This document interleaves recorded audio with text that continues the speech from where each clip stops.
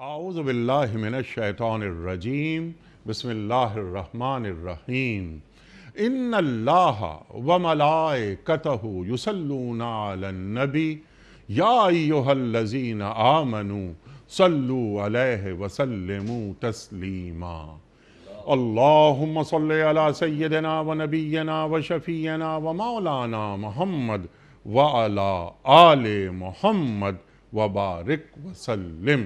محترم خواتین و حضرات، السلام علیکم۔ پیام صبح کے ساتھ ایک بار پھر حاضر میں ہوں آپ کا میزبان انیق احمد۔ خواتین و حضرات، روزانہ آپ کی خدمت میں حاضر ہوتے ہیں۔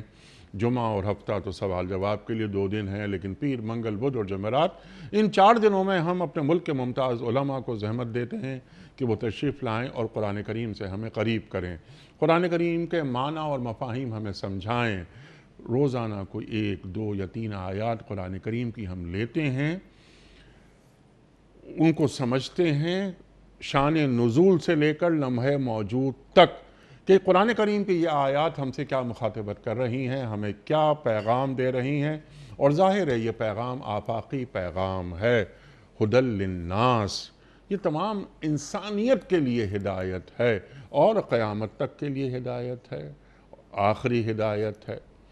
خواتین و حضرات، آج کے ہمارے جو معزز مہمان جن سے ہم سیکھیں گے وہ سورہ نحل کی آیت نمبر 125 ہے۔ اس آیت کے حوالے سے ہماری گفتگو ہوتی رہتی ہے، درمیان میں پروگرام کے دوران گفتگو میں یہ آیت آتی ہے، یہ مضامین آتے ہیں، لیکن آج ہم مکمل 125 نمبر سورہ نحل کی آیت اس پر گفتگو کروائیں گے، ایک جید عالم دین سے سیکھیں گے، اور وہی جیسا میں نے عرض کیا کہ شان نزول سے لے کر لمحہ موجود تک کہ آج کے جو داعیان دین ہیں خاص طور پہ ان کے لیے کیا ہدایت ہے اس آیت کے اندر۔ ادعو الی سبیل ربک بالحکمہ والموعظۃ الحسنہ وجادلہم باللتی ہی احسن۔ خواتین و حضرات، ادعو الی سبیل ربک بالحکمہ، اللہ کے راستے کی طرف بلاؤ، دعوت دو، بالحکمہ، حکمت کو پہلے رکھا جا رہا ہے اور موعظت کو بعد میں رکھا جا رہا ہے، اور حسنہ کی شرط لگا دی گئی، یعنی نصیحت بھی ہو بہترین انداز میں۔ خواتین و حضرات، حکمت کسے کہتے ہیں، موعظت کسے کہتے ہیں، سوال رکھیں گے۔ وَجَادِلْهُمْ بِالَّتِي هِيَ أَحْسَنُ، اور جب بھی ضرورت پڑے مکالمے کی، گفتگو کی، بحث و مباحثہ کی، تو بہترین انداز سے دلیل کے ساتھ بات کی جائے، بہترین استدلال پیش کیے جائیں، شائستگی ہو، مہذب رویہ ہو، سامنے والا کے عقلی جو معیارات ہیں وہ بھی دیکھے جائیں، کلم الناس علی قدر عقولہم، سامنے والے کی عقل کے مطابق بات کی جائے، بس اس کے دل میں بات اتر جائے۔ پیغام اللہ کا ہے، اللہ سے زیادہ بہترین بات کس کی ہو سکتی ہے؟ بس پریزنٹر کو اچھا ہونا چاہیے، پریزنٹیشن اچھی ہونی چاہیے کہ بات کو پہنچا دے اور سامنے والے کے دل کے اندر یہ بات اتر گئی، اس کو سوچنے سمجھنے پر مجبور کر دیا جائے۔ خواتین و حضرات، بہت ساری باتیں اس ذیل میں آئیں گی اور ہم سیکھیں گے اپنے عہد کے ایک جید عالم دین سے۔ خواتین و حضرات، مفسر قرآن ہیں، جب بھی پیام صبح میں تشریف لائے کبھی ایسا نہیں ہوا کہ ہم نے علامہ رضی جعفر صاحب قبلہ سے نہ سیکھا ہو۔ تشریف فرما ہے محترم علامہ رضی جعفر صاحب قبلہ۔ خواتین و حضرات، ایک دنیا کے آپ محبوب، جب بھی آپ بات کرتے ہیں، قرآن کریم پر گفتگو فرماتے ہیں، دل نشیں انداز، دل میں اتر جاتی ہے آپ کی بات، بہت سہل انداز سے قرآن کریم کا پیغام آپ دنیا تک پہنچا رہے ہیں۔ علامہ صاحب کو خوش آمدید کہتے ہوئے پروگرام کا آغاز اللہ تعالیٰ کے بابرکت نام سے سورہ نحل اور آیت 125۔ اعوذ باللہ من الشیطان الرجیم، بسم اللہ الرحمن الرحیم۔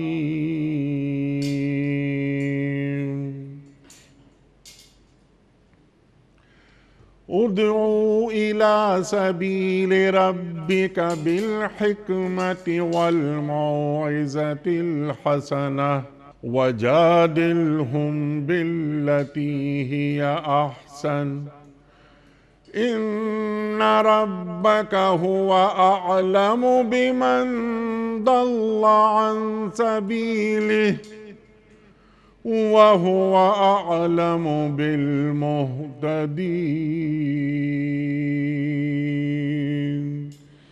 صدق اللہ العظیم۔ اے نبی صلی اللہ علیہ وآلہ وسلم، اپنے رب کے راستے کی طرف دعوت دیجیے حکمت اور عمدہ نصیحت کے ساتھ، اور لوگوں سے مباحثہ کیجیے ایسے طریقے پر جو بہترین ہو۔ آپ کا رب ہی زیادہ بہتر جانتا ہے کہ کون اس کی راہ سے بھٹکا ہوا ہے اور کون راہ راست پر ہے۔ صدق اللہ العظیم۔ خواتین حضرات، محترم علامہ رضی جعفر صاحب کی خدمت میں اس سے پہلے کہ ہم رکھیں آج کے پروگرام کے حوالے سے پہلا سوال، کل کے پوچھے گئے سوال کا درست جواب اور آج کا سوال آپ کی خدمت میں۔ کل کا سوال ہمارا یہ تھا کہ اس پیغمبر کے لیے اللہ تعالیٰ نے لوہے کو نرم کر دیا تھا۔ درست جواب حضرت داؤد علیہ السلام۔ آج کا سوال نوٹ فرما لیجئے، وہ کون سے نبی تھے جن کی قوم کے کچھ لوگوں کو اللہ تعالیٰ نے مارنے کے بعد دوبارہ زندہ کر دیا تھا؟ حضرت موسیٰ علیہ السلام کی قوم کے کچھ لوگ تھے، یا حضرت نوح علیہ السلام کی قوم کے لوگ تھے، یا حضرت یوسف علیہ السلام کی قوم کے لوگ تھے؟ خواتین حضرات، جو درست جواب آپ سمجھتے ہوں روانہ فرمائیے۔ ہمارے فون نمبرز ہیں 0092213452709۔ ہمارا دوسرا فون نمبر ہے 009221343000980۔ ہمارا ای میل ایڈریس ps@dunyatv.tv، ہمارا SMS کا نمبر 3031، اور ہمارا واٹس ایپ کا نمبر ہے 009232182509194۔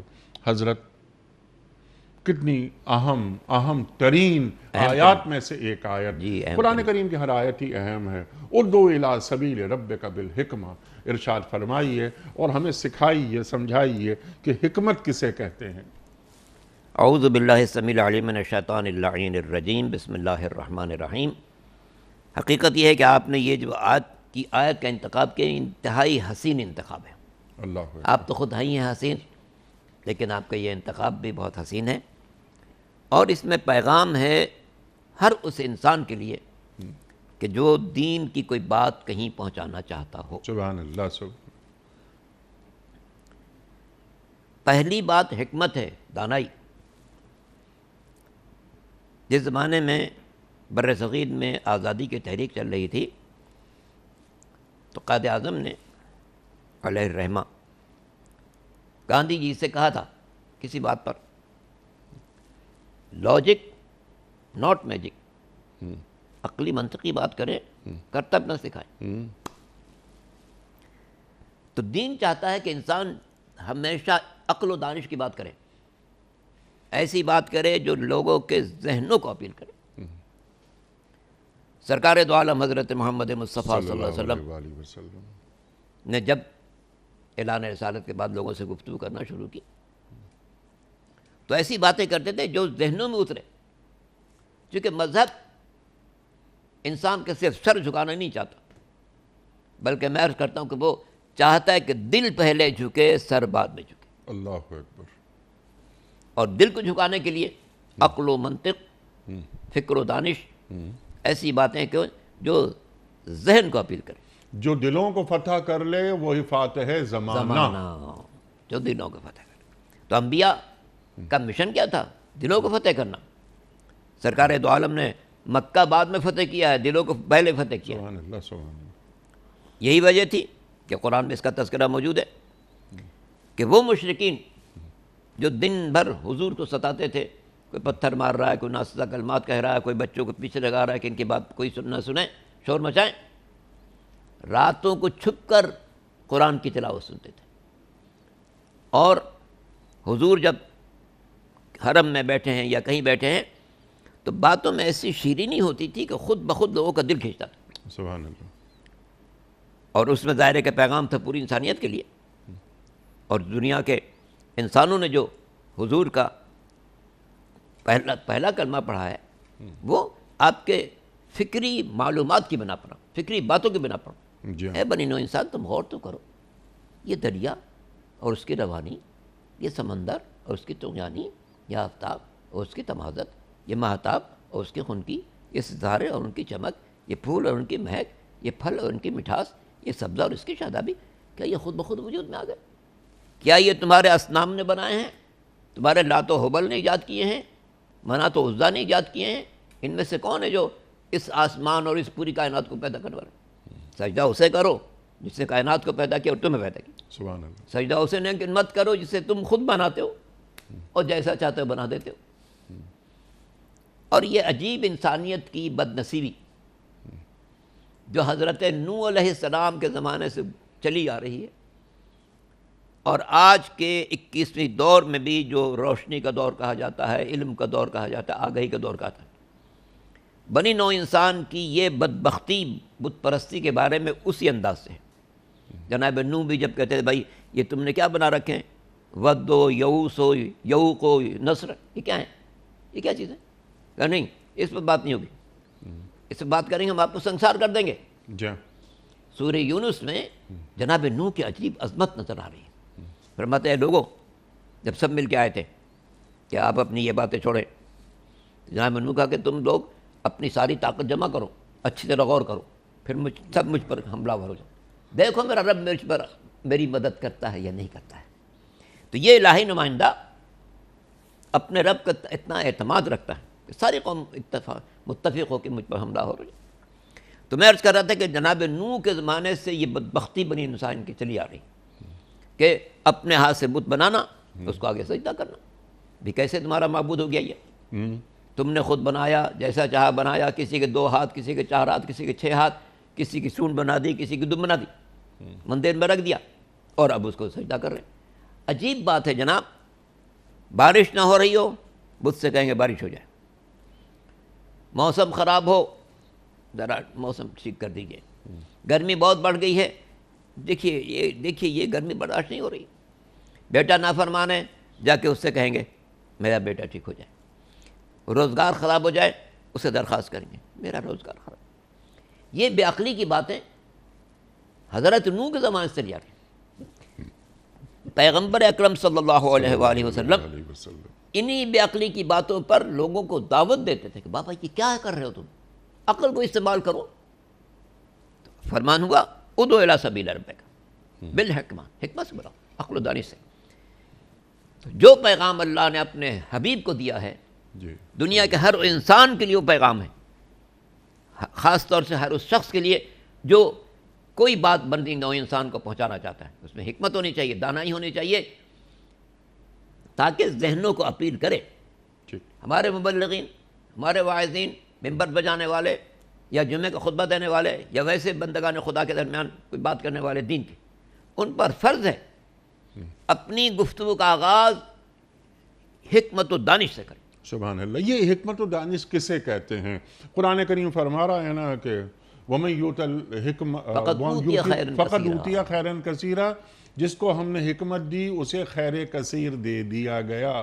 تو یہ خیر کثیر کا حصول کیا بہت آسان ہے کیا؟ اب یہ ادعو الی سبیل ربک بالحکمہ، تو کیا ہر داعی دین کے پاس حکمت کا ہونا ناگزیر ہے؟ ناگزیر ہے، اگر نہیں ہے تو چپ رہے. یعنی اس کے پاس خیر کثیر موجود ہو تو تب وہ خیر دعوت کثیر کو دین کا پھیلائے. آغاز کرے. جب اس کے پاس خیر کثیر ہے جی. تو اس خیر کثیر کو لوگوں کے لیے استعمال کرے، نہیں ہے تو زپ یور لپ، زبان بند رکھو، اللہ اکبر. تاکہ غلط بات نہ کہو، غلط طریقہ مت استعمال کرو. یہ ان لوگوں کے سامنے جاہلانہ باتیں مت کرو، ٹھیک.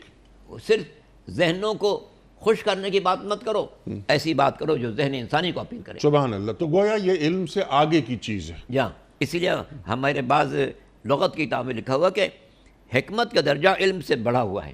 علم کسی ایک شعبے سے متعلق ہوتا ہے، حکمت وہ ہے جس میں سارے علوم جمع ہو جاتے ہیں.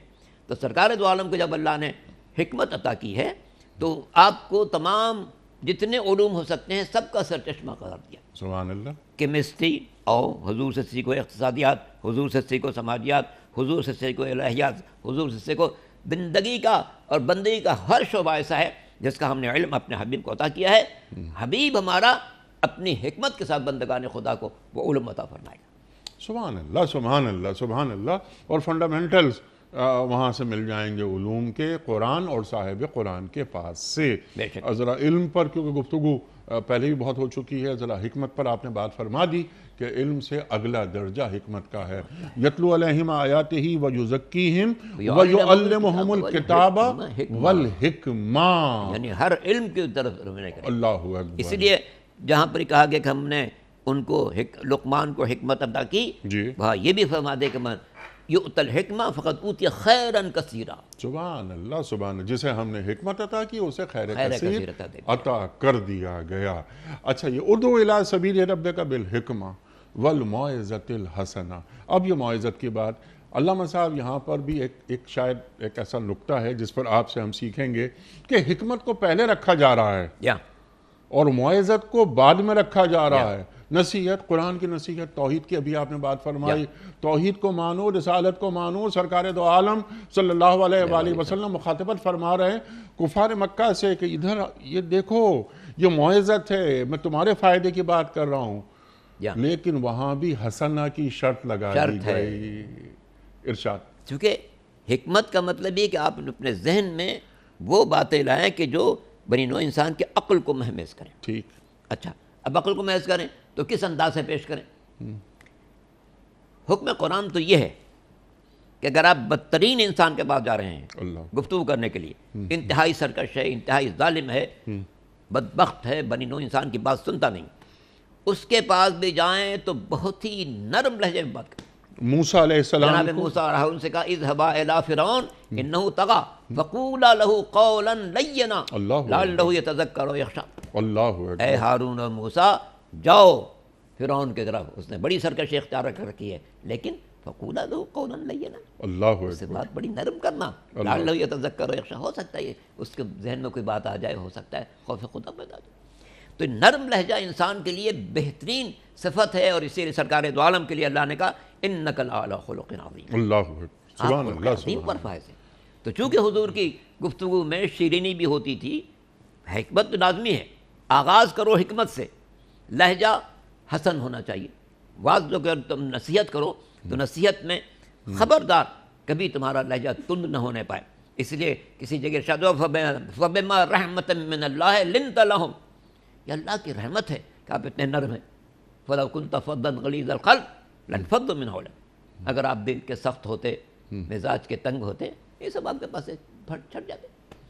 تو پہلی بات یہی ہے کہ بما لنت لہم، سرکار دو عالم چونکہ اسوہ حسنہ ہے. لقد کان لکم فی رسول اللہ اسوۃ حسنہ، تمہارے رسول کی زندگی میں بہترین نمونہ عمل مجھے دیکھنا چاہیے. ہر مسلمان کو، ہر خطیب کو، ہر واعظ کو، ہر ممبر پر جانے والے کو، مجمع سے مخاطب ہونے والے کو لازماً پیش نظر رکھے کہ سرکار دو عالم کس طرح مجمع سے مخاطب صلی اللہ علیہ وسلم، کس طریقے سے لنت لہم، بے پناہ نرمی، کفار سے نرمی، مشرکین سے نرمی، اپنے دشمنوں سے نرمی، جان لینے والے افراد جو کمر بستہ ہیں کہ حضور کی جان لے لیں، ان سے بھی نرمی. تو یہ پیغام ہے قرآن کی بات. ظاہر ہے کہ سرکار دو عالم حضرت محمد مصطفیٰ صلی اللہ علیہ وسلم تو سن 11 ہجری میں تشریف لے گئے، مگر یہ قرآن تو زندہ رہنے والا ہے قیامت تک. اور قرآن سے جو وابستہ ہے اور جو قرآن کی باتوں کو پہنچانا چاہتا ہے، اس پر لازم ہے کہ وہ اس اسلوب کو پیش نظر رکھے کہ میں بات شروع وہ کروں جو حکمت و دانائی کے مطابق ہو، لیکن بات اس انداز سے کروں جو موعظہ حسنہ ہو، نصیحت ہو، لیکن شیریں نصیحت ہو، بہترین نصیحت ہو، خوبصورت نصیحت ہو، تاکہ بنی نوع انسان کے دل میں بات اتر جائے اور وہ سمجھے کہ ہاں یہ بات کتنی اچھی ہے جو یہ شخص کہہ رہا ہے. بدترین دشمن بھی جب سرکار کے پاس آتے تھے اور بیٹھتے تھے تو بہترین دوست بن کے اٹھتے تھے. آئے تھے بدترین دشمن، ہاں ایک بات کون ہے نیا دین لے کر کون آ گیا، لوگ کہتے ہیں وہ دیکھو وہ حرم میں بیٹھا، جاؤ اس کی باتیں سن. اور جب وہ حضور کے پاس آتا تھا، حضور اس کے سامنے ایسے دلائل پیش کرتے تھے، ایسے نکات پیش کرتے تھے کائنات کے متعلق ان کو اس سے توجہ دلاتے تھے، اور اتنا لہجہ نرم ہوتا تھا کہ وہ خود بخود متاثر ہوتا تھا، جا کہتا ارے تم اس شخص کی مخالفت کر رہے ہیں، یہ تو بہت پیارا انسان ہے۔ تو ایسا ہو کہ دشمن آئے دوست بن کر جائے۔ ہمارے مبلغین، واعظین، خطبہ، بندگان خدا سے خطاب کرنے والوں پر فرض ہے کہ وہ حکمت کو، دامن کو ساتھ نہ چھوڑیں، اور لہجہ وہ رکھیں جو نرم ہو، مناسب ہو، شائستہ ہو، پاک و پاکیزہ ہو، تاکہ ان کی بات دلوں کو اثر انداز ہو سکے۔ سبحان اللہ، سبحان اللہ۔ اور یہ بات جو دین کی ہم پہنچا رہے ہیں تم تک، اس میں ہمارا کوئی فائدہ نہیں، ہم تمہاری خیر خواہی میں یہ بات پہنچا رہے ہیں۔ تو داعی دین کے ذہن میں یہ نقطہ بھی ہمیشہ موجود رہنا چاہیے۔ اچھا، اب جو بات آپ نے فرمائی، پھر اللہ تعالیٰ موعظت حسنہ، وَجَادِلْهُمْ بِالَّتِي هِيَ احسن، صرف حسن ہی نہیں، احسن، بہترین۔ اللہ اکبر۔ تو اب یہاں اس کا طریقہ کار، جیسے میں ایک سوال کی شکل میں رکھتا ہوں آپ کی خدمت میں، کہ لہجہ بڑا مہذب ہو، شائستہ ہو، داعی دین کا پیغام پیش کرنے والا کسی گھمنڈ کا شکار نہ ہو، کسی بڑائی کا شکار نہ ہو، سامنے والی کی تحقیر نہ ہو رہی ہو، لہجہ شائستہ ہو، اور گھر جا کر داعی دین دعا کرے اس کے لیے کہ جس تک اللہ کی بات پہنچائی گئی۔ سبحان اللہ۔ تو یہ جو جادلہم باللتی ہی احسن ہے، چونکہ دین کا فہم اور دین کی تفہیم دونوں ہی مرحلے ہیں۔ پہلے انسان خود دین سے اچھی طرح باخبر ہو چکا ہو، سبحان اللہ۔ تب مرحلہ آتا ہے کہ وہ کسی تک دین کو پہنچا سکے۔ تو پہلے اس کے پاس معلومات کا اچھا خزانہ ہو، اس پر خود غور و فکر کریں، غور و فکر کرنے کے بعد جو بات سمجھ میں آئے کہ ہاں یہ اس انداز سے کہوں تو عقل کو چھوئے گی، جب بات شروع کریں۔ اچھا، اب چونکہ دنیا میں بہت سے ادیان ہیں، عیسائیت ہے، یہودیت ہے، مجوسیت ہے، شرک، مشرکین ہیں، ملاحدہ ہیں، زندیق ہیں، ہر قسم کے لوگ۔ ہر شخص اپنے حساب سے سوال کرے گا۔ جب ہر شخص اپنے حساب سے سوال کرے گا تو جادلہم باللتی ہی احسن۔ اگر بحث و بحث کی نوبت آ جائے، ہمارے سامنے کوئی زندیق آ گیا کہ ہم سے بات کرنا چاہتے ہیں توحید کے بارے میں، کائنات کے بارے میں، اللہ کے بارے میں، ہم اس کو تھپڑ مار کے یا بد کلامی کر کے رخصت نہ کریں، نہیں، اس سے بحث کریں۔ ہمارے پاس جو دلائل توحید ہیں ان پر واضح کریں۔ ایک قصہ یاد آ گیا مجھے ایک بزرگ کا، کیا بات ہے، ایک بزرگ کا قصہ ہے، نام لینے کی ضرورت نہیں ہے۔ ایک جگہ بہت سارے زندیق بیٹھے ہوئے تھے، اس زمانے کے بہت بزرگ، بڑی شہرت رکھتے تھے علم اور دانش کے اعتبار سے۔ ان زندیقوں کو بھائی ان کو بلاؤ، ہم ان سے بات کریں۔ تو ان کو دعوت دی گئی کہ وہ فلاں تاریخ کو سب آپ سے ملنا چاہتے ہیں، جو کہ آپ کی شہرت بہت ہے، آپ بڑے لوگوں سے علم کلام پر اور اللہ کی بات پر بات کرتے ہیں، تو وہ لوگ آپ سے بات کرنا چاہتے ہیں۔ خیر، ان صاحب نے، ان بزرگ نے اجلاس میں جانے میں عمدن تاخیر کر دی۔ اچھا، تاخیر کر دی۔ جب پہنچے تو لوگوں سے کہا بھائی دیکھیے، میں پہلی بات یہ معذرت چاہتا ہوں کہ مجھے آنے میں تاخیر ہوئی ہے، جو آپ نے وقت دیا تھا اس میں نہیں پہنچ سکا، لیکن اس کی بات یہ تھی کہ میں جہاں سے آ رہا ہوں وہاں سے یہاں آنے میں ایک بیچ میں دریا حائل ہے، کوئی کشتی تھی نہیں، میں انتظار کر رہا تھا کہ میں کیسے جاؤں گا۔ اتنا میں نے دیکھا کچھ تختے آ کے گرنا شروع ہوئے میرے سامنے، کچھ تختے گرے، اس کے بعد تھوڑی دیر میں نے دیکھا کچھ کیلیں گری، اچھا، اس کے بعد میں نے دیکھا کچھ ہتھوڑے گرے، پھر ان ہتھوڑوں نے خود بخود کیلوں کو تختوں میں جوڑنا شروع کیا، یہاں تک کہ کشتی تیار ہو گئی۔ اب میں دیکھ رہا تھا بھائی اس کشتی کو چلائے گا کون، تو وہی نہیں نظر آ رہا تھا۔ تھوڑی دیر میں وہ کشتی خود بخود پانی پر چل پڑی، اس نے مجھے یہاں پہنچا دیا۔ سب نے کہا جناب ہم نے تو آپ کے علم و دانش کا اتنا تذکرہ سن کر رکھا تھا، آپ یہ باتیں کر رہے ہیں ہم سے، کیسے ہو سکتا ہے تختے خود بخود گریں، کیلیں کہیں سے آ جائیں اور ہتھوڑے ان کو ٹھوکنا شروع کریں اور یہ کشتی پھر پانی میں خود بخود چلی جائے اور پانی ہمیں آپ کو ساحل تک پہنچا دے، یہ کوئی عقل میں آنے والی بات ہے؟ کہ اچھا، کسی بنانے والے کے بغیر کشتی نہیں بن سکتی؟ نہیں بالکل نہیں بن سکتی۔ تو کشتی تو بغیر بنانے والے کی نہیں بن سکتی، پوری کائنات بغیر بنانے والے کیسے بن گئی؟ اللہ اکبر۔ کہتے ہیں کہ اسی جملے پر وہ ساری بحث ختم ہو گئی، سب لوگ اٹھ کے جناب یہ تو واقعہ آپ نے ایسی بات کہتے ہیں، آپ سے کیا بات کریں؟ تو حقیقت کیا ہے کہ انہوں نے ایک فارمولہ ذہن میں بنایا، سب ایسی ایک تمثیلی بات تھی، جی ہاں، تمثیلی بات تھی تاکہ ذہن میں اتر جائے، ہاں بھئی یہ جب ایک کشتی بنانے والے کے بغیر نہیں بن سکتی تو یہ کائنات پوری کیسے بن گئی؟ اتنے نظام شمسی کیسے پیدا ہو گئے؟ کہکشات کیسے تیار ہو گئی؟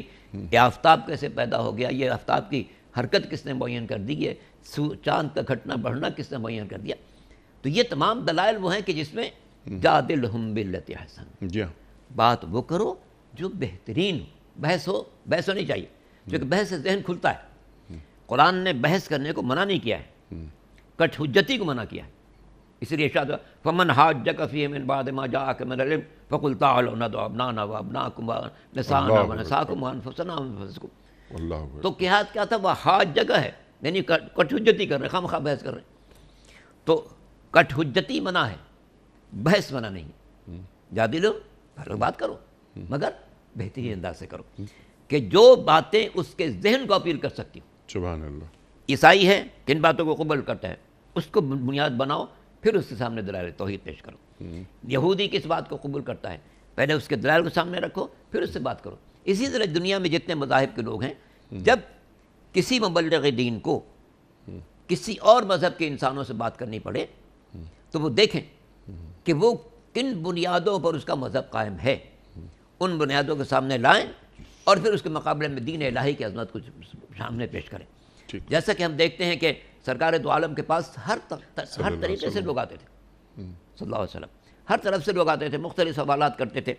ہماری ایک کتاب ہے الاحتجاج، اس میں وہ تمام مکالمے موجود ہیں جو سرکار دو عالم نے دین کے سلسلے میں مختلف لوگوں سے کیے ہیں، اور اس میں میں سمجھتا ہوں کہ کم از کم 50-60 مکالمے حضور کے ہیں۔ مختلف قسم کے دانشور کہیں کہیں بیٹھے ہوئے تھے، جب انہوں نے سنا کہ اچھا اللہ کی طرف سے کوئی رسول آیا، چلو مجھ سے بات کریں، اور سب کو حضور ایسے منطقی دلائل سے مثبت جوابات دیتے تھے کہ وہ جو دشمن تھے وہ دوست بن کر جاتے تھے، بے خبر تھے وہ باخبر بن کے جاتے۔ سبحان اللہ، سبحان اللہ۔ اور دعوت دی جا رہی ہے انہیں کہ آؤ تعالوا الی کلمۃ سواء بیننا و بینکم الا نعبد الا اللہ، توحید کو پیش کیا جا رہا ہے کہ آؤ اللہ کو تو ایک مانو، پھر ہم جن چیزوں پر جسے منیمم کامن ایجنڈا جسے کہتے ہیں، بالکل، تو منیمم کامن ایجنڈا آؤ اس پہ بات تو کرو، پرامن بقائے باہمی جسے آج کہا جاتا ہے، پیسفل کو ایگزسٹنس، وہ کریں ہم۔ لیکن علامہ صاحب میری جو ایک سوال میں نے یہ رکھا تھا کہ ہم جو شائستگی، دلائل، وزنی باتیں ہوں اور حکیمانہ انداز ہو، پھیپڑوں کی قوت سے نہ جیتا جائے، دماغ کی قوت سے جیتا جائے، یعنی جیتنے سے مراد یہ کہ قائل کیا جائے۔ یہ گفتگو جیتنے اور ہارنے کے لیے نہیں ہوتی۔ ہمارے معاشروں میں بعض دفعہ ایسا محسوس ہونے لگا ہے کہ گفتگو جو ہوتی ہے وہ جیتنا یا ہارنا وہ شروع ہو جاتی ہے بات۔ اللہ اکبر۔ میں نے ایک بات یہ کی تھی کہ جس تک ہم دین کا پیغام پہنچائیں اس کے لیے گھر جا کر دعا کریں کہ اے اللہ میں نے تیرا کام کیا، تو نے مجھے اس کام کے لیے منتخب کیا، میں تیری بات پہنچا دی تو اس کے دل میں اثر کرنا اب یہ آپ کا کام ہے۔ درمیان میں ایک بات آپ نے فرمائی تھی، میں چاہتا ہوں اس پر ذرا سا ایک بات، اس کو ذرا سا آگے لے کے چلتے ہیں۔ جو دین پیش کر رہا ہے اس کا صاحب علم ہونا ضروری ہے، آپ نے یہ فرمایا تھا۔ میں اس میں ایک بات اور عرض کرتا ہوں، اس کا صاحب کردار ہونا بھی ضروری ہے۔ لازمی ہے یہ کہ میرے پاس علم بھی ہے اور میرا کردار بھی ایسا ہے کہ لوگ مجھے دیکھ رہے ہیں کہ اس آدمی کا کردار ایسا ہے، یہ کبھی غلط بات کہہ ہی نہیں سکتا، وہ بات جو میرے فائدے میں نہ ہو۔ بے شک فقط لبثت فیکم عمرا من قبلی افلا تعقلون، میں نے تم میں عمر گزاری، 40 سال دیکھا ہے تمہیں، تم نے مجھے کیسا پایا؟ ہم نے صادق پایا، ہم نے امین پایا۔ جب صادق بھی امین میں بات مانو۔ آپ فرمائیے۔ تو یہ جو ہم دیکھتے ہیں کہ اللہ نے انبیاء کو جو بھیجا ہے، ہر نبی خاندان کے اعتبار سے معزز، صورت میں خوبصورت حسین، سیرت میں پاکیزہ، کردار میں بلند، گفتگو میں انتہائی شائستہ، تاکہ بندگان خدا کے لیے اٹریکشن ہو کہ ہاں بھائی بڑا خوبصورت انسان، چلو اس سے باتیں کریں، بہت پیارا ہے، اس کی سیرت بھی بڑی اچھی ہے، اس کا کردار تو کیا کہنا۔ اللہ نے اسی لیے تمام اسباب فراہم کیے کہ کسی شخص کے لیے کوئی عذر نہ ہو لَأَلَّا يَكُونَ لِلنَّاسِ حُجَّةٌ عَلَى اللَّهِ بِيَكُونَ الْحُجَّةُ لِلَّهِ، بندے اللہ پر احتجاج نہ کریں، پالنے والے تو نے کیسے آدمی کو بھیج دیا تھا، یہ تو ہماری بات نہیں سنتا ہے، یہ تو ہمارے سخت لہجے میں بات کرتا ہے، اس کو تو عقل و شعور کی بات نہیں آتی. نہیں، لَأَلَّا يَكُونَ لِلنَّاسِ حُجَّةٌ عَلَى اللَّهِ، اللہ کے خلاف بندے حجت نہ کر سکیں. وَيَكُونَ الْحُجَّةُ لِلَّهِ، اللہ کی حجت ہو کہ ہم نے جنہیں بھیجا تھا انتہائی پاکیزہ لہجے میں بات کرتے تھے، خوش نما طریقے سے بات کرتے تھے، عقلی دلائل سے بات کرتے تھے، تمہاری فکر کو محمود کرتے تھے، مگر تم اپنی فکر پر تالا ڈالے ہوئے تھے اور ان بتوں کو سجدہ کر رہے تھے جن کو تم نے خود بنایا تھا. تو یہ جو انبیاء کرام کا مشن ہے وہ سب ہم سب کے لیے دعوت ہے، ہم سب کے لیے نمونہ ہے، قیامت تک کے لیے نمونہ ہے. سرکار دو عالم حضرت محمد مصطفیٰ صلی اللہ علیہ وسلم بمصطفیٰ برسا خویش را کہ دی ہمعوس اگر بہو نہ رسیدی تمام گناہ بیس. تو یہ بات ضرور ذہن میں تمام ہمارے سامعین کے رہنا چاہیے کہ طاقت سے سر جھکایا جا سکتا ہے مگر عقل سے دل جھکایا جاتا ہے. تو قرآن نے طاقت کو استعمال کرنے کا حکم نہیں دیا بلکہ فرما دیا لا اکراہ فی الدین، دین میں کوئی جبر ہے ہی نہیں. کسی شخص سے بھی سرکار دو عالم نے کلمہ جبرن نہیں پڑھوایا، حتیٰ کہ وہ بدر میں جو 70 آدمی ان کے قیدی بن کر آئے تھے، 70 تو واصل جہنم ہوئے تھے، 70 قیدی بن کر آئے تھے، جو 70 قیدی بن کر آئے تھے سب جکڑے ہوئے تھے، حضور کے سامنے تھے، حضور کے پابند تھے، مگر حضور نے کسی ان میں سے 70 میں سے کسی ایک کو بھی کلمہ پڑھنے پر مجبور نہیں کیا، چونکہ دین سر جھکانا نہیں چاہتا، دل جھکانا چاہتا ہے. سبحان اللہ. طاقت سے سر جھکتا ہے، عقل و منطق سے دل جھکتا ہے. سبحان اللہ سبحان اللہ. اور وہ ہدایت جبری نہیں ہوتی. نہیں ہوتی. اچھا علامہ صاحب، جو علم اور کردار اگر داعی دین کے پاس ہو تو گفتگو میں خود بخود اللہ تاثیر پیدا نہیں کر دیتا؟ جی اثر پیدا ہوتا ہے، دل سے جو بات نکلتی ہے اثر رکھتی ہے.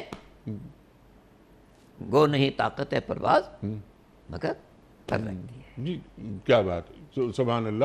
تو وہ علم اور کردار دونوں کو ساتھ ملایا جائے اور اپنی بات کو پیش کر دیا. اسی لیے جو انبیاء آئے یا ان کے ہادیہ نے بھرق آئے وہ کردار میں اتنے بلند تھے کہ دنیا کوئی حرف نہیں لگا سکتی تھی.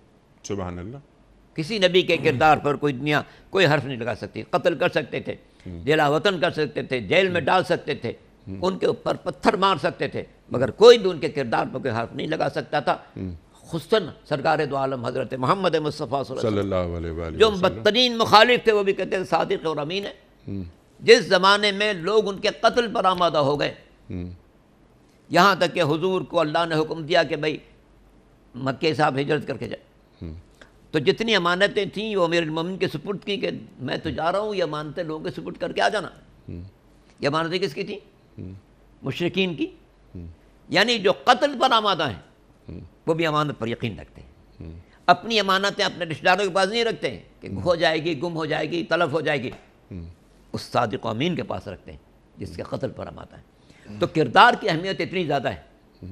یہی وجہ ہے ہم سب کے لیے فرض ہے کہ سرکار دو عالم کے پیغام کو اگر پہنچانا چاہتے ہیں تو اپنے کردار کو بلند کریں.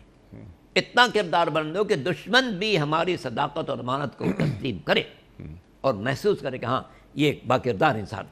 اسی لیے انبیاء کو جو مالک دو جہاں نے ایک عظیم منصب عطا کیا وہ اسی لیے کہ کردار ذہنوں کو کھینچتا ہے، لوگوں کو کھینچتا اپنی طرح کہ بھئی یہ نہیں بات یہ بات میں تو بڑا مضبوط ہے، یہ بات جو کر رہا ہے ہمیں اس پر غور کرنا چاہیے چونکہ اس کے کردار میں ہم نے کبھی جھول نہیں دیکھا ہے، ہم نے کوئی لغزش نہیں دیکھی ہے، کوئی خطا نہیں دیکھی ہے، کوئی غلط کام میں اس کو کبھی نہیں دیکھا ہے.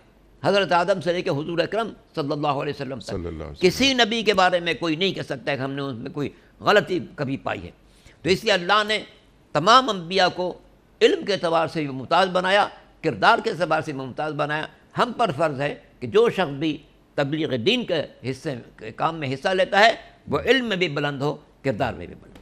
سبحان اللہ سبحان اللہ سبحان اللہ سبحان اللہ. اچھا اب یہ علم کردار یہاں پر جو ادعو الی سبیل ربک بالحکمہ، یہاں جو دعوت دی جا رہی ہے، اللہ کے راستے کی طرف بلایا جا رہا ہے حکمت کے ساتھ، موعظت کے ساتھ، یہاں پر بات قرآن کریم یعنی جس کانٹیکس میں بات ہو رہی ہے وہ تو غیر مسلم ہیں، مشرکین مکہ ہیں یا اہل کتاب ہیں.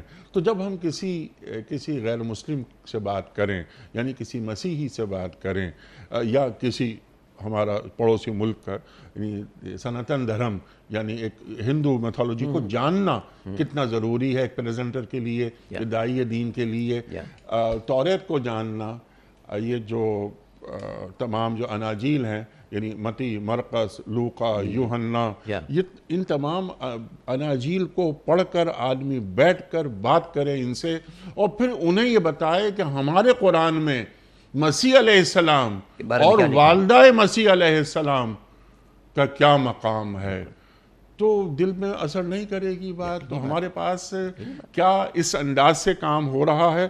یعنی میں بات کر رہا ہوں مغرب کی بھی اور مشرق کی بھی، کہ مغرب میں ہم جا کے دیکھتے ہیں وہاں بھی اس انداز سے بات نہیں کی جا رہی، تو بات اس انداز سے ہو۔ حالانکہ سرکار دو عالم صلی اللہ علیہ وسلم نے آغاز میں ہی اس کا طریقہ ہمیں سمجھا دیا۔ جب مسلمانوں پر مکے کی زندگی بہت سخت ہونے لگی تو سرکار نے 82 آدمیوں کا قافلہ مرتب کیا، جناب جعفر طیار جو ان کے چچا زاد بھائی تھے ان کی سربراہی میں یہ لوگ چلے گئے حبشہ۔ حبشہ چلے گئے تو یہ جو مشرکین مکہ تھے ان کو بڑا گرا گزرا کہ اچھا وہ لوگ جا کے وہاں عیش آرام سے رہتے ہیں، ہم جائیں گے ان کو پکڑ کے لائیں گے۔ ان کا وفد چلا گیا نجاشی کے پاس کہ جناب یہ کچھ لوگ ہمارے یہاں کے آپ کے آ گئے ہیں، ان کو واپس کر دی۔ نجاشی نے جناب جعفر طیار کو بلایا کہ بھئی یہ لوگ کیا کہہ رہے ہیں، تو جناب جعفر نے خود ان کو نہیں مخاطب کیا، نجاشی کو مخاطب کیا کہ بادشاہ صاحب ان سے پوچھے کیا ہم ان کے غلام ہیں؟ کہا نہیں، غلام نہیں، آزاد لوگ ہیں۔ اچھا ہم ان کے مقروض ہیں؟ نہیں، کوئی قرضہ نہیں لیا۔ اچھا کیا ہم نے ان میں سے کسی کا خون بہایا ہے؟ نہیں، کسی کا خون بہا۔ تو کیا مطالبہ ہے؟ پھر یہ کیوں لا کے ہمارے پیچھے آئیں؟ تو ان مشرکین کے وفد نے کہا کہ جناب ان لوگوں کے نیا دین پھیلایا ہے اور یہ ہمارے جوانوں کو راستے سے ہٹا رہے ہیں۔ تو اس نے پھر نجاشی نے جعفر کو مخاطب کیا کہ جناب کون سا دین؟ کہا دیکھیے ہم لوگ بت پرستی میں تھے، ایک اللہ نے نبی بھیجا ہمیں بت پرستی دور کرنے کے لیے۔ ہم لوٹ مار میں تھے، وہ آیا جو ہمیں لوٹ مار سے منع کرتا ہے۔ ہم بددیانتی کرتے تھے، وہ آتا ہے ہمیں دیانتداری سکھاتا ہے۔ ہم لوگوں کے مال اور ناموس پر حملہ کرتے تھے، وہ آئے ہیں مال اور ناموس کو بچانے کے لیے۔ اور اس طریقے سے بہت ساری صفات بیان کی۔ اچھا یہ تو انبیاء کی بات تو یہی ہے، ہر نبی یہ بات کرتا ہے۔ اچھا آپ جس نبی کا تذکرہ کریں اس میں کوئی کتاب نازل ہوئی ہے؟ کہا ہاں بالکل قرآن نازل ہوا ہے۔ اچھا کچھ سنائیے اس میں سے۔ اب انتخاب جی سورہ مریم کا انتخاب، حالانکہ اس سے پہلے بہت سے سورہ نازل ہو سبحان چکے ہیں۔ اللہ سبحان سورہ مریم کا انتخاب آپ نے پڑھنا شروع کیا، وہ پڑھنا شروع کر رہا ہے اور وہ حیرت سے دیکھ رہا ہے، یہاں تک اس کی آنکھیں میں آنسو آ گئے۔ اور پھر اس نے جب مکمل کیا آپ نے سورہ کو تو اس نے ایک تنکا اٹھایا، وہ کہا یقیناً کلام حق ہے، اس تنکے کے بارے میں بالفخر نہیں ہو سکتا۔ تو اس واقعے نے ہمیں سبق دیا ہے کہ پیغمبر کا انتخاب ایسے شخص کا تھا جو حالات کو سمجھ سکے اور موقع کی مناسبت سے پڑھے۔ تو اب چونکہ نجاشی عیسائی تھا، ان کے سامنے جناب مریم کے خصوصیات کو بیان کیا، خود بخود دل نرم ہوا۔ پھر اس کے بعد آسان ہو گیا کہ آپ اس کو دین کی تبلیغ کریں، یہاں تک کہ نجاشی نے ایک وقت آیا کہ دین اسلام کو قبول بھی کر لیا۔ تو یہ ایک گراؤنڈ بنایا پیغمبر نے، پیغمبر کے اس نمائندے نے گراؤنڈ بنایا کہ اگر آپ غیروں کے ساتھ جا رہے ہیں بات کرنے تو ان کے سامنے آپ وہ باتیں پیش کریں جس سے ان کا دل نرم ہو جائے۔ جب دل نرم ہو جائے گا تو ہر حق بات کو قبول کرنا ان کے لیے آسان ہو جائے۔ سبحان اللہ سبحان اللہ، کلم الناس علی قدر عقولہم، یہ بھی ایک نصیحت ہمیں مل رہی ہے۔ تو علامہ صاحب ذرا اس کو بھی ذرا کھولیے کہ جب پیغام پہنچایا جاتا ہے تو مخاطب کا جو ذہن ہے یا ذہنی سطح ہے اس کی وہ بھی دیکھی جاتی ہے، لازمی ہے نا۔ لیکن یہ ایک بچے کو سمجھائیں کہ اور بات ہوگی، پروفیسر سے بات کریں اور بات ہوگی۔ سبحان اللہ سبحان اللہ۔ اس آیت سے اس کو اگر جوڑیں ہم تو یہ ایک داعی دین، اس کی ذمہ داری کیا ہے کہ اسے معلوم ہو کہ میرے سامنے کون بیٹھا ہوا ہے۔ میرے سامنے ایک یونیورسٹی کا بچہ بیٹھا ہوا ہے، کچھ سوالات لے کر آیا ہے، وہ لنس میں پڑھ رہا ہے یا آئی بی میں پڑھ رہا ہے وغیرہ وغیرہ۔ یہ بچے سوالات رکھتے ہیں نا اپنے ذہنوں میں، بہت بڑے بڑے سوالات، تو اسے مطمئن کیسے کرنا ہے؟ یعنی اسے لاجواب نہیں کرنا ہے، اسے قائل کرنا ہے۔ آپ نے لاجک کی بات کی تھی، تو یہ ایمانیات کی بنیاد پر ایک عالم دین بات کر رہا ہے، لیکن اگر وہ لاجک کا بھی اس میں تڑکا لگا دے اور انہیں بتائے، یعنی عہد کا لمس اس کی گفتگو میں شامل ہو بے شک۔ تو بات کہاں سے کہاں ہو جاتی ہے. یہ ہمارے بچے ہماری بچیاں بعض اوقات تو بات الہاد تک پہنچ جاتی ہے، سوالات ایسے ان کے ذہنوں میں ہیں. تو جب دین پیش کیا جائے حکیمانہ انداز سے، نصیحت کی جائے بہت آسان طریقے سے، اور عہد کا لمس جو فریشنس ہو نا، یعنی عالم کی یہ بھی ذمہ داری ہے کہ وہ اپنے علم کو تازہ کرتا رہے. بے شک۔ کیا ہمارے علماء دین کو تازہ کرتے ہیں؟ اللہ اکبر، اللہ اکبر۔ کیا علم کا تزکیہ ہو رہا ہے؟ بڑے بڑے نازک لمحات ہیں یہ، بڑے علامہ صاحب پھر آپ ذرا ہمیں نصیحت کیجئے نا، آپ بتائیے ہمیں. ایک واقعہ یاد آ گیا.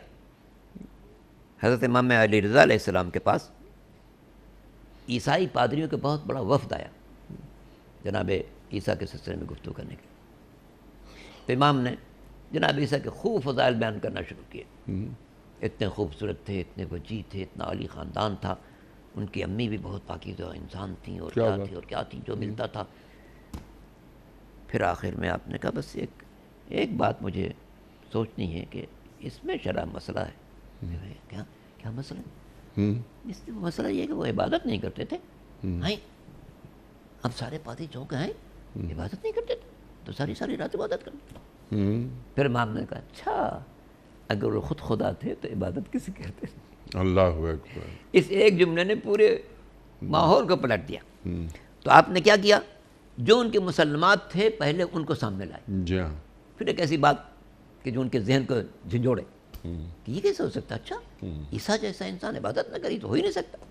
تو عبادت کرتے تھے، کس کی عبادت کرتے تھے؟ تو اس طرح ان باتوں سے ہر شخص کو فیض حاصل کرنا چاہیے کہ ہم کس سے بات کر رہے ہیں. عیسائیوں سے بات کر رہے ہیں، یہودیوں سے بات کر رہے ہیں، مجوسی سے بات کر رہے ہیں، ہندو سے بات کر رہے ہیں. ہندو ہیں، لاؤ بھائی تمہارا رام جی کیا کہتے ہیں، تمہارے پرمیشور جی کیا کہتے ہیں، تمہاری سیتا جی کیا کہتی ہیں، لاؤ تمہاری باتیں سنو. پھر دیکھو قرآن کیا کہتا ہے. تو یہ جو طریقہ ہے وجادلہم باللتی احسن، یہ اسی وقت ہو سکتا ہے مکالمہ جب ہم ان کی معلومات سے بھی باخبر ہوں، ٹھیک، تب ہم اپنے حق کو صحیح طور سے پیش کر سکتے ہیں. سبحان اللہ سبحان اللہ. اچھا یہ بات تو ہو گئی غیر مسلموں کے تعلق سے، لیکن جب ہم اپنے ہی ماحول میں مسلمانوں کے مابین، اہل ایمان کے مابین گفتگو کرتے ہیں دین کی، تو وہاں بھی ہمارا رویہ سخت نہیں ہونا چاہیے. بالکل. قولا لہم قولا لینا، ہمیشہ نرم گفتگو کرو. وہ لینا تو موسیٰ علیہ السلام کی گفتگو ہو رہی ہے فرعون سے، لیکن چاہے کسی سے بات کریں للناس حسنا. اگر ہم یہاں یہ بات لے کر آئیں کہ ہم آپس میں ایک دوسرے سے جس سے بات کریں نرمی سے احسن بات کریں، مشفقانہ انداز ہو کہ تم میرے دوست ہو میں تمہارا دوست ہوں، اور وہی کہ جیتنے ہارنے کے لیے گفتگو نہیں ہوتی، بس اپنی بات پہنچا دی جائے حکیمانہ انداز سے. علامہ صاحب وقت بھی ختم ہو رہا ہے پروگرام کا. آیت کا آخری حصہ، اللہ جانتا ہے کہ کون گمراہی پر ہے اور کون راہ راست پر. تو یعنی یہ بھی بتا دی گئی بات کہ آپ اپنا پیغام پہنچا دیجئے. ہدایت دینا نہ دینا وہ اللہ کا کام ہے. انک لا تہدی من احببت ولکن اللہ یہدی من یشاء. اور ما علینا الا البلاغ، پیغمبر کہتے ہیں کہ ہمارے پاس پہنچا دینا ہے. تو بات کو پہنچا دینا رسول کا کام، اس بات کو مؤثر بنا دینا اللہ کا. جیسے کہ اس نے کہا والذین جاہدوا فینا لنہدینہم سبلنا، جو ہمارے راہ میں کوشش کریں گے ہم ان کو راستہ دکھا دیں گے. تو جب پیغمبر نے اس کے دل میں اپنی بات عقل و منطق کے مطابق اتار دی، اب اللہ اثر دکھائے گا کہ اس کے دل کو مائل کر دے گا. اسی کو کہتے ہیں توفیق الہی. ایک مسلمان کو بھی اگر توفیق نہ ہو، نماز نہیں پڑھتا، روزہ نہیں رکھتا، تو یہ سب توفیق الہی ہے. کلمہ پڑھنے کے باوجود اگر ہم نماز کے لیے مصلی پر جا رہے ہیں تو یہ در حقیقت توفیق الہی ہے جو ہمیں مصلی تک لے جا رہی ہے. اپنے ہر کام کو چھوڑ کر ہم نے کہا نہیں، جب نماز آ گئی اب کوئی کام نہیں، سب کام چھوڑو، کھانا ہٹاؤ، یہ کتاب ہٹاؤ، یہ درس ہٹاؤ، یہ چیزیں ہٹاؤ، نہیں، پہلے اللہ کو یاد کریں. یہ کیا ہے؟ یہ توفیق الہی ہے. تو بندے کا کام کیا ہے؟ لوگوں کو حق کا راستہ سمجھا دینا. ٹھیک. اب راستے ہاتھ پکڑ کر پہنچانا نبی کا کام نہیں، نبی کے نمائندوں کا کام نہیں، نبی کے جانشین کا کام نہیں، نبی کا نام لیوا کا کام نہیں. پہنچانا اللہ کا کام ہے. ٹھیک ہے. لعلک باخع نفسک الا یکونوا مؤمنین. ہاں آپ جانتے دیں گے آپ جانتے دیں کیا پیار ہے اس جملے میں. آپ جانتے تھے کہ یہ لوگ ایمان نہیں لا رہے. تو اللہ کا کام ہے ان کو منزل تک پہنچا دینا، مگر اس منزل کا راستہ سمجھانا پیغام کا کام. یعنی یوں اس کو آسان طریقے سے کہ راستہ دکھا دینا نبی کا کام، اس راستے کے ذریعے منزل تک پہنچا دینا اللہ کا کام. یہ اللہ کا کام ہے. تو اس لیے ہم سب کو پیش نظر رکھنا چاہیے کہ ہم اپنے نبی کا کام کرتے رہیں، دعوت حق دیتے رہیں، اپنے علم اور اپنے کردار کو مستحکم کریں. جو بات کریں پہلے اپنے ذہن میں سوچیں کہ عقل و منطق کے مطابق ہے یا نہیں، لہجہ میرا موعظہ حسنہ کے مطابق ہے یا نہیں، اور بحث کا موقع آ جائے تو ہم نے کیا بہترین انداز اختیار کیا ہے جس سے ہم لاجواب نہ کریں بلکہ مطمئن کریں. سبحان اللہ. قائل کریں اور دین کی طرف مائل کریں. علامہ صاحب آپ کا بڑا ممنون، بہت شکر گزار، آپ تشریف لائے اور ہمیشہ کی طرح آج بھی ہم نے آپ سے بہت سیکھا. اللہ تعالی ہمارے علماء کو سلامت رکھے. تشریف لاتے ہیں، ہمیں دین سمجھاتے ہیں، دین کی تفہیم ہوتی ہے، ہم دین سے قریب ہوتے ہیں، ہماری علمی کمی دور ہو جاتی ہے. وقت یہاں مکمل ہوا. بہت ساری گفتگو مزید ہو سکتی ہے، لیکن محترم علامہ صاحب نے جتنے اہم بلکہ اہم ترین نکات تھے اس آیت کے ذیل میں، یعنی سورہ نحل اور آیت نمبر 125، علامہ صاحب نے بحسن خوبی بیان فرما دیے اور دین کا علم ہم تک منتقل کیا. خواتین و حضرات، وقت یہاں مکمل ہوا ہمارے آج کے پروگرام کا. کوئز، قرآن اندازی وغیرہ یہ مراحل باقی ہیں. کل کا سوال ہمارا یہ تھا کہ کس پیغمبر کے لیے اللہ تعالیٰ نے لوہے کو نرم کر دیا تھا؟ درست جواب حضرت داؤد علیہ السلام کے لیے. آج کا سوال نوٹ فرما لیجئے. وہ کون سے نبی تھے جن کی قوم کے کچھ لوگوں کو اللہ تعالیٰ نے مارنے کے بعد دوبارہ زندہ کر دیا تھا؟ حضرت موسیٰ علیہ السلام یا حضرت نوح علیہ السلام یا حضرت یوسف علیہ السلام؟ 3 آپشنز آپ کے سامنے. جو درست جواب آپ سمجھتے ہوں روانہ فرمائیے. ہمارے فون نمبرز ہیں 0092213452709. ہمارا دوسرا فون نمبر ہے 009221343009098. ہمارا ای میل ایڈریس ps@dunyatv.tv. ہمارا SMS کا نمبر 3031 اور ہمارا واٹس ایپ نمبر ہے 00923218250194. وقت ہے قرآن اندازی کا. حضرت ایک پرچی نکال کر اعلان فرمائیے گا کہ آج کے ونر کون ہیں جن کی خدمت میں ہم کتابوں کا تحفہ پیش کر رہے ہیں بذریعہ کوریئر. عمر احمد. کہاں سے؟ منامہ، بحرین. اچھا، عمر احمد صاحب منامہ، بحرین سے. آپ کی خدمت میں دنیا ٹی وی کی جانب سے دینی کتب پر مشتمل گفٹ ہیمپر بھیجا جا رہا ہے بذریعہ کوریئر. آپ کو بہت بہت مبارک ہو. اختتام ہوتا ہے پیام صبح کا روزانہ ایک قول پر، اور وہ قول ہوتا ہے صاحب نہج البلاغہ امیر المومنین حضرت علی مرتضیٰ کرم اللہ وجہہ کا. آپ فرماتے ہیں کہ جس پر احسان کرو اس کے شر سے بچنے کی کوشش کرو. جس پر احسان کرو اس کے شر سے بچنے کی کوشش کرو. اللہ اکبر، اللہ اکبر. اپنے میزبان انیق احمد کو کل تک کے لیے اجازت دیجیے. خدا حافظ.